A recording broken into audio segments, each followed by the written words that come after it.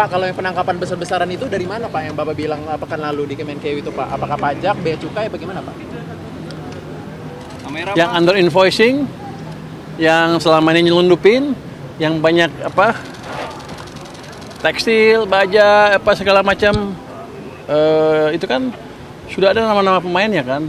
Tinggal kita pilih aja siapa yang mau diproses. Saya sedang rendah ya Pak. Pembiayaan utang melalui ISBN pada kedepannya seperti apa Pak? Maksudnya gimana? Kalau yieldnya rendah kan berarti kita bagus. Orang lain percaya sama kita, domestik sama asing. Tinggal yieldnya terendah sepanjang berapa? 20 tahun terakhir katanya. Mungkin sepanjang sejarah, sekarang 5,9 sekarang untuk 10 tahun surat pemerintah ya.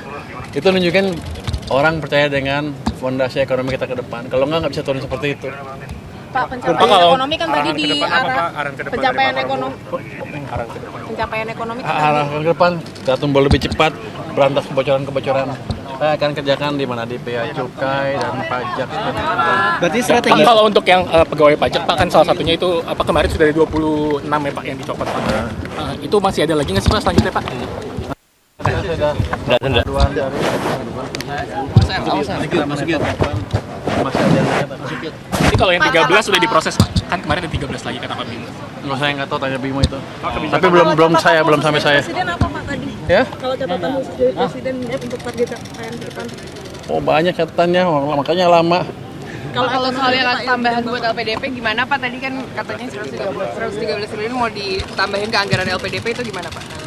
Saya belum diskusi detailnya, tapi diperkirakan diminta ditambahkan dari LPDP. Tapi kalau dari Kementerian Keuangan bisa Pak nambahin untuk ke pendidikan? Kalau tahun depan sih bisa, kalau sekarang nggak bisa. Kebijakan DKI yang baru apa Pak? Kebijakan DKI Pak, ini kan kemarin diomongin terus Pak sama Pak Mensesnek. Itu diumumkan? Belum, maksudnya seperti apa sih Pak arahnya Pak? Saya nggak boleh ngebocorin itu, biar aja Pak Presiden yang Tapi sejauh ini pembahasannya seperti apa? Pepres PP ya, PP ya. Mungkin PP-nya akan direvisi, tapi belum final kelihatannya. Kira-kira apa yang bakal direvisi Pak? Nanti kalau udah direvisi diumumkan. Nanti saya offside dulu saya nanti. Diperpanjang atau seperti apa Pak? Faktornya didorong kan sekarang, harusnya saya lebih cepat. Tapi kalau ceteris paribus ya kita tutupi kebocoran-kebocoran yang mungkin timbul ya. Di cukai, di undering segala macam kita periksa lagi. Di pajak juga terapkan yang main-main tuh nggak main-main lagi sehingga kita nggak bocor pajaknya. Kalau yang biasanya pelanggarannya apa sih besar-besaran gimana Pak? Pelanggarannya biasanya apa sih Pak? Pajak. Ya mereka nego lah sama itu, sama ininya, sama wajib pajaknya. Ya akhirnya dapat pemerintah sedikit, tapi mereka bagi dua kali. Itu biasanya begitu. Tapi kan nanti ke depan kita akan terapkan IT yang lebih canggih lagi. Saya harapkan akhir minggu ini Cortex sudah siap mungkin. Jadi itu kan meningkatkan lagi penyerapan pendapatan dari pajak kalau lebih efisien Cortexnya. Pak, kalau yang penangkapan besar-besaran itu dari mana Pak yang Bapak bilang pekan lalu di Kemenkeu itu Pak? Apakah pajak, bea cukai, bagaimana Pak? Yang under invoicing, yang selama ini nyelundupin, yang banyak tekstil, baja, segala macam, itu kan sudah ada nama-nama pemainnya kan. Tinggal kita pilih aja siapa yang mau diproses. Potensi pengembaliannya berapa triliun Pak? Belum tahu, masih kita hitung. Terima kasih ya. Pak, terima kasih Pak. Oke. Saya izin terkait Mas 1 tahun pemerintahan. Iya. Konsolidasi.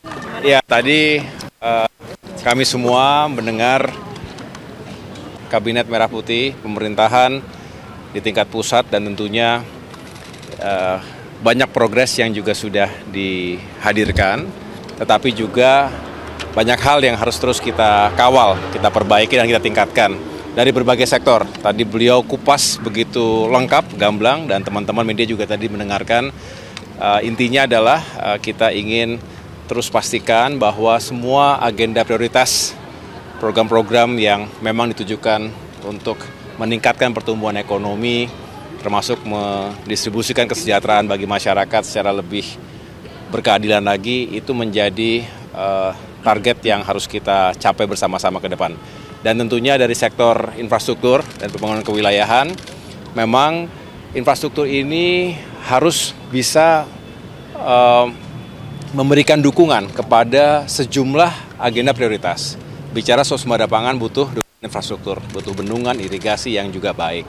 Swasembada energi juga begitu, swasembada air apalagi. Dan banyak lagi termasuk bagaimana kita meningkatkan kualitas sumber daya manusia kita melalui sektor pendidikan dan kesehatan.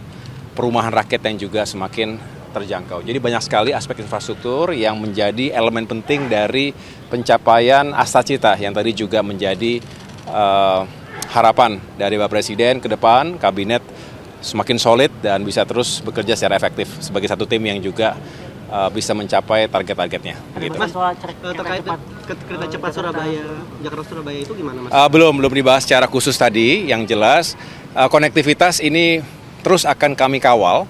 Dan bicara konektivitas tentu tidak terlepas dari bagaimana kita ingin mengoptimalkan fungsi dan peran dari kereta api secara nasional. Kita tidak hanya bicara kereta cepat, termasuk tentunya penting ketika kita menghadirkan konsep perluasan kereta cepat hingga Surabaya untuk mengurangi waktu mobilitas atau transportasi manusia, barang, dan jasa, tapi juga banyak fungsi kereta lainnya, termasuk untuk logistik, untuk barang-barang. Ini yang terus kami kembangkan juga, tidak spesifik harus bicara kereta cepat saja, tapi juga reaktivasi kereta-kereta yang sudah cukup lama perlu kita optimalkan fungsinya. Namun secara spesifik kan juga masalah anggaran kereta cepat Jakarta-Bandung ini juga jadi sorotan ya Mas? Iya, benar sekali. Kami terus berkoordinasi beberapa hari yang lalu digelar rapat bersama dengan Danantara misalnya. Kami sendiri Kemenko Infrastruktur juga intensif mengundang Kementerian Perhubungan, termasuk juga KAI dan tentunya Danantara, karena kita berbicara bagaimana melakukan restrukturisasi KCIC Jakarta-Bandung, WUSH, yang tentunya harus mendapatkan perhatian. Mengapa? Karena memang utang yang harus segera diselesaikan ini juga tidak boleh kemudian menghambat rencana besar kita untuk mengembangkan konektivitas berikutnya tadi Jakarta sampai dengan Surabaya. Nah, di sini masih terus dikembangkan sejumlah opsi. Saya tidak atau belum bisa menyampaikan secara final karena memang masih dikembangkan opsi-opsinya dan masih dihitung semuanya, segala sesuatunya. Apakah kemudian Danantara bisa menghandle dan juga bagaimana nanti Kementerian Keuangan bisa berkontribusi dan lain sebagainya. Jadi artinya kami masih terus menunggu arahan Bapak Presiden juga sambil terus mengembangkan berbagai opsi yang paling baik dan berkelanjutan. Artinya bisa kemudian kita move on untuk membicarakan pengembangan kereta cepat berikutnya untuk Jakarta ke Surabaya. Mas, cukup ya? 1 tahun ini konsolidasi kabinet seperti apa? Saya merasa ya kita semua semakin saling mengenal. 1 tahun pertama memang sangat dinamis. Pertama kita semua, saya sendiri misalnya sebagai kementerian koordinator yang baru ya, nomenklatur yang baru, kita menata sistem, organisasi, aturan main dan juga agenda-agenda prioritas yang harus kita benar-benar kuasai. Sambil terus belanja masalah.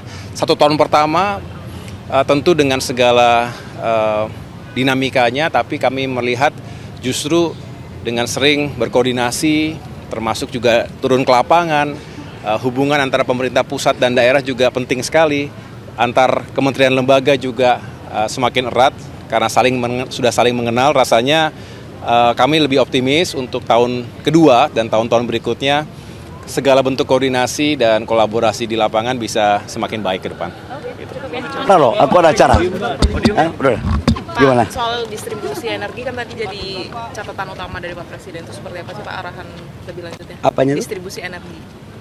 Oh ya, tadi di dalam pemaparan Bapak Presiden 1 tahun pemerintahan yang ada, salah satu diantaranya adalah energi. Dan energi ini ke depan penataan sistem subsidi maupun dalam konteks ekspor impornya. Itu aja sih ya. Tapi kalau dengan base fuel udah dibeli belum sih Pak, jadi ya sama swasta Pak? B2B antara Pertamina dengan swasta, mereka lagi kolaborasi. Yang menurut saya dapat laporan sudah beberapa yang sudah melakukan perjanjian ya. Tapi saya tidak tahu teknisnya karena itu B2B ya. Saya mohon maaf ya, saya ada acara ya. Ya. Berarti menyetujui S10 itu lah Pak ya, berarti ya? Apa itu? Menyetujui BBM swasta, menyetujui Kalau- eksternal. Menyetujui. Mas, biar ya. Kalau mandatori untuk urusan B50 itu akan dilakukan di tahun depan. Itu rencana biodiesel B50. Sekarang kita sudah B40. Sekarang kita lagi hitung tepatnya nanti bulan berapa. Menyangkut dengan S10 mandatori, kita lagi hitung time schedule yang tepatnya. Kenapa? Karena untuk pabrik etanolnya kita harus bangun dalam negeri.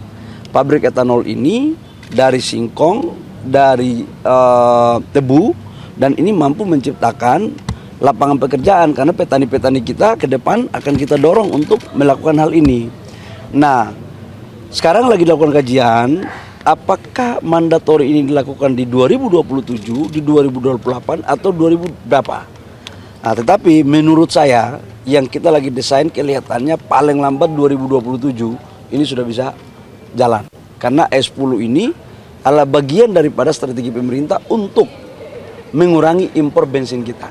Karena bensin kita sekarang kita impor banyak, 27 juta ton per tahun. Ya, makasih. Ketika ada sesuatu yang tidak benar, kita suarakan. Ya bagaimana semua terangin dia sedungu ini? Ini manusia pecundang yang sangat merugikan bangsa kita ini. Saatnya jadi member eksklusif di channel YouTube Official ID. Tantang lagi para tambah sumpah di atas Al-Quran. Dia pengen masuk TV. Konten-konten premium yang tidak tayang di TV. Live interaction. Halo pemirsa iNews, ini baru selesai. Emoji dan badge spesial. Reakses konten pilihan. Klik YouTube Official iNews. Join member hanya Rp10.000 per bulan.